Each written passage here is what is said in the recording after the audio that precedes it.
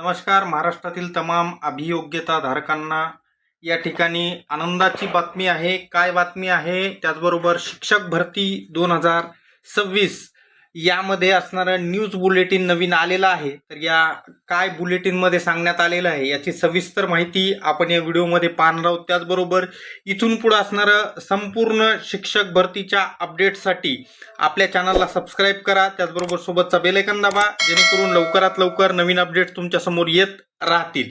चला व्हिडिओला सुरुवात करूयात. बघा, हे ऑफिशियल असणारं पत्रक आहे. दिनांक 21/7/2026 या दिवशी प्रसिद्ध झालेला आहे. व्यवस्थापनांसाठी सूचना. इथं यांनी कोणकोणत्या व्यवस्थापनांसाठी सूचना? स्थानिक स्वराज्य संस्था, खाजगी शैक्षणिक संस्थांमधील शिक्षकांची रिक्त पदं भरण्यासाठी पवित्र पोर्टलवरील जाहिरात विषयक सूचना. तर या सूचनांमध्ये काय सांगितलंय ते आपण आता पुढे पाहूयात. कारण या असणाऱ्या पत्रकाची वाट भरपूर सारे असणारे अभियोग्यता धारक पाहत होते. तर त्यांच्यासाठी असणारी आनंदाची बातमी आहे. काय सांगितलंय बघा, याच्यामध्ये मुद्दा क्रमांक 1 यांनी दिलेला आहे. आपण मेन असणार याच्यातलं पाहूत की जी जाहिरात नोंद करायची होती कधीपासून सुरुवात झालेली होती. 1 मे 2026 पासून सुरुवातीला 31/5 पर्यंत असणारं त्या ठिकाणी यांना मुदत दिली होती. यानंतर जास्तीत जास्त रिक्त पदांचा समावेश जाहिरातीत व्हावा या हेतूने ही मुदत 5 वेळा वाढवली आणि कधीपर्यंत 20 जुलै 2026 पर्यंत वाढवलेली होती. आणि त्याच्यानंतर इथं महत्वाची गोष्ट बघा, व्यवस्थापनांनी पोर्टलवर नोंदणी करून जाहिरातीतील आरक्षण विषय माहितीची नोंद करण्याची मुदत आता संपुष्टात आलेली आहे. कधी? 20/7/2026 पर्यंत यांना ती दिलेली होती. आता बघा, वरील कालावधीमध्ये पोर्टलवर नोंदणी केलेल्या सर्व व्यवस्थापनांना त्यांच्या जाहिराती पोर्टलवर प्रकाशित करण्याची उर्वरित प्रक्रिया लवकरच पूर्ण करण्यात येईल. म्हणजे याचा अर्थ काय होतो? तर ज्या असणारी संस्थांनी नोंदणी केलेली आहे, रजिस्ट्रेशन केलेलं आहे, अशा व्यवस्थापनांच्या जाहिराती जर अपूर्ण असतील, मग ते त्या ठिकाणी बिंदू नामावली असेल किंवा इतर काही गोष्टी असतील, तर त्या ठिकाणी असणारं ही प्रक्रिया लवकरच पूर्ण करण्यात येईल असं म्हटलंय. मग पुढे यांनी अजून पुढे थोडंसं म्हटलेलं आहे की तथापि काही व्यवस्थापनांच्या जाहिराती पोर्टलवर अद्यापही अपूर्ण आहेत. इथं बघा, इथं अपूर्ण आहेत म्हणलेलं आहे. आणि इथं मुद्दा क्रमांक 2 मध्ये एक गोष्ट महत्वाची आहे की नोंदणी केलेली आहे पण कोणतीच माहिती अपलोड केली नसेल तर त्यांची उर्वरित प्रक्रिया लवकर पूर्ण करण्यात येईल म्हणतात.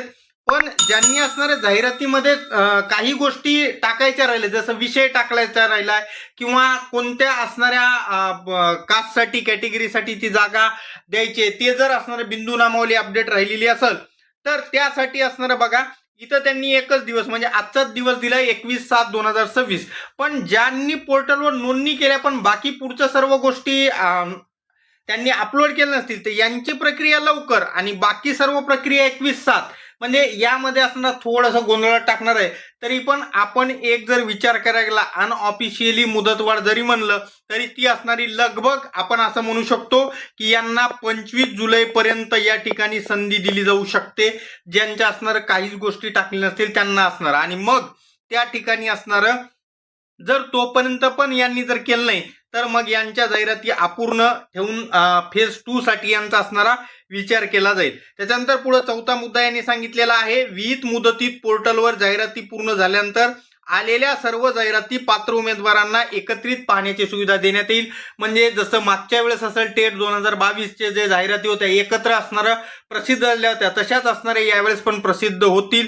आणि त्याच्यानंतर मग पुढे सांगितले, पोर्टलवर प्रसिद्ध झालेल्या जाहिरातीतील अर्हतेनुसार पात्र उमेदवारांना तदनंतर यथाशीघ्र म्हणजे लगेच, याचा अर्थ लगेच होतो. लगेच म्हणजे जशाही जाहिराती प्रसिद्ध होईल त्याच दिवसापासून, त्याच क्षणापासून असणारं संपूर्ण अभियोग्यताधारक म्हणजेच लगभग 1,70,000 जे असणारे त्या ठिकाणी उमेदवार आहेत, अभियोग्यताधारक आहेत, यांना असणारा त्या ठिकाणी लगेच त्यांच्या असणारा जो प्रेफरन्स आहे तो लॉक करण्याची संधी उपलब्ध करून देण्यात येईल. यथाशीघ्र उपलब्ध करून दिल्या जातील आणि त्याबाबतच्या सूचना स्वतंत्रपणे प्रसिद्ध करण्यात येतील. मग वेगवेगळ्या असणाऱ्या सूचना जे आहेत, जसं की त्या ठिकाणी असणारे यावेळेस जो बदल आहे तो 100 प्रेफरन्स जो आहे तो विदाऊट इंटरव्ह्यूला आहे आणि 50 असणारं विथला आहेत. तर हे नियम असेल किंवा 55-60चा नियम असेल किंवा इतर गोष्टी असतील अजून काही डॉक्युमेंट बद्दल वगैरे, तर त्या सर्व असणाऱ्या स्वतंत्रपणे प्रकाशित करण्यात येईल. एकंदरीत जर बघायचं झालं तर एक मागचा सर्व अनुभव, मागचा सर्व इतिहास पाहता या ठिकाणी असणारं 1 ऑगस्टच्या अगोदर, 1 ऑगस्ट 2026च्या अगोदर या ठिकाणी मला वाटत नाही की जाहिरात प्रसिद्ध करतील. कारण का? कारण लगभग असणारा अजून यांना 2-4 दिवस 5 दिवस म्हणा, जे जे अपूर्ण जाहिराती असतील ते पूर्ण करतील. त्याच्यानंतर त्यानुसार असणारं पुढची प्रोसेस म्हणजेच प्रेफरन्स विद्यार्थ्यांना दाखवण्यासाठी जे प्रक्रिया करणं आहे ती सर्व प्रक्रिया पूर्ण करतील आणि 1 ऑगस्ट 2026 पासून या ठिकाणी आपल्याला म्हणजेच अभियोग्यता धारकांना प्रेफरन्स द्यायला त्या ठिकाणी टॅब उपलब्ध होईल. अशा पद्धतीचा एक माझा अंदाज आहे आणि 15 ऑगस्ट पर्यंत प्रेफरन्स देण्याची मुदत देऊ शकतात. कदाचित सुरुवातीला 1 ते 10 ऑगस्ट पर्यंत देतील आणि त्याच्यानंतर परत 5 दिवसाची मुदतवाढ याच्यामध्ये देऊ शकतात, असा एक माझा अंदाज आहे मागच्या भरतीच्या इतिहासावरून. तर एकंदरीत हे पत्रक आपण सर्वांसाठी अत्यंत महत्वाचं होतं, त्यानुसार असणारा त्यांनी काढलेला आहे. तर बघूयात पुढं काय असणारे त्यांची प्रोसिजर असते, त्याबाबत पुढचे अपडेट्स पाहण्यासाठी चॅनलला सबस्क्राईब करून ठेवा, सोबतचा बेल आयकॉन पण दाबा. भेटूयात नेक्स्ट व्हिडिओमध्ये. धन्यवाद. Take care.